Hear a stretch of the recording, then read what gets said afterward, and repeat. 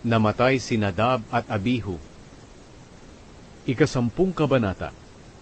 Ang dalawang anak ni Aaron na sina Nadab at Abihu ay kapwa kumuha ng lalagyan ng insenso.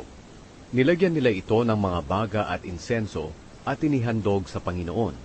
Pero ang ginawa nilang ito'y hindi ayon sa utos ng Panginoon, dahil iba ang apoy na kanilang ginamit para rito. Kaya nagpadala ng apoy ang Panginoon, at sinunog sila hanggang sa sila'y mamatay sa presensya ng Panginoon, doon sa toldang tipanan. Sinabi ni Moises kay Aaron, iyan ang ibig sabihin ng Panginoon, nang sabihin niya, dapat malaman ng mga pari na ako'y banal, at dapat akong parangalan ng lahat ng tao. Hindi umimik si Aaron.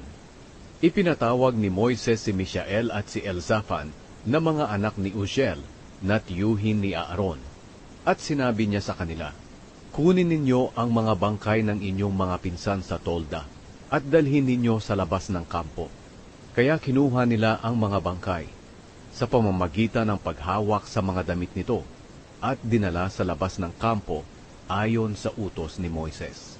Pagkatapos sinabi ni Moises kay Aaron at sa mga anak niyang sina Eleazar at Itamar, huwag ninyong guguluhin ang inyong buhok, o pupunitin man ang inyong damit, para ipakita ang inyong pagluluksa sa namatay. Kapag ginawa ninyo iyon, pati kayo ay mamamatay, at magagalit ang Panginoon sa lahat ng taga-Israel. Pero maaaring magluksa ang mga Israelitang kamag-anak ninyo para sa kanilang dalawa na sinunog ng Panginoon. Huwag muna kayong umalis sa pintuan ng tolda. Mamamatay kayo kapag umalis kayo, dahil pinili kayo ng Panginoon para maging mga pari sa pamamagitan ng pagpahid sa inyo ng langis. At sinunod nila ang iniutos ni Moises. Sinabi ng Panginoon kay Aaron, ikaw at ang iyong mga anak ay hindi dapat uminom ng alak o ng anumang inuming nakakalasing kapag papasok sa tolda. Kapag ginawa ninyo iyon, mamamatay kayo. Dapat ninyong sundin ang tuntuning ito, kayo at ng susunod pang mga henerasyon. Dapat ninyong malaman kung alin ang para sa Panginoon at kung alin ang para sa lahat, kung alin ang malinis at marumi. Kinakailangang turuan ninyo ang kapwa ninyo Israelita tungkol sa lahat ng tuntuning ibinigay ko sa inyo sa pamamagitan ni Moises. Sinabi ni Moises kay Aaron at sa dalawang anak niyang natitira na sina Eleazar at Itamar, kunin ninyo ang natirang handog na pagpaparangal mula sa mga handog sa pamamagitan ng apoy para sa Panginoon. Lutuin ninyo iyon ng walang pampaalsa at kainin ninyo malapit sa altar dahil napakabanal niyon.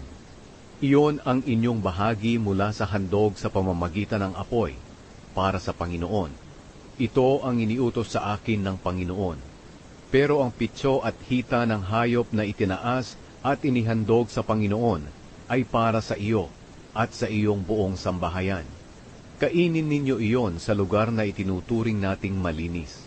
Ito'y ibinibigay sa inyo bilang bahagi ninyo mula sa handog ng mga taga-Israel, na handog para sa mabuting relasyon.